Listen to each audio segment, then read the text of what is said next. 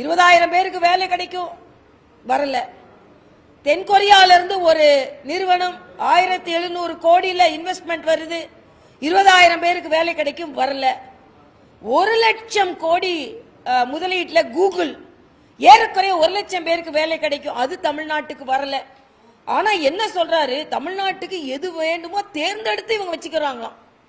ஆக இதை விட பொய் எப்படி சொல்ல முடியும்? ஆக இன்னைக்குள்ள புரிந்துணர்வு ஒப்பந்தங்கள் எத்தனை பொய்யுணர்வு ஒப்பந்தங்கள் நமக்கு தெரியல.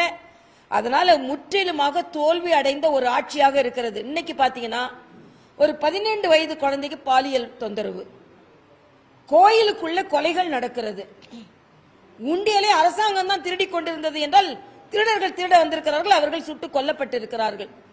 ஆக இந்த அரசாங்கம் முற்றிலுமாக தோல்வி அடைந்த அரசாங்கமாக இருக்கிறது. அதனால் 2026 அவர்கள் தோல்வி அடைவது நிச்சயம். இன்னொன்று 27ஆம் தேதி மிக பிரம்மாண்டமான ஒரு நிகழ்வு தமிழ்நாட்டில் நடக்க இருக்கிறதாம்.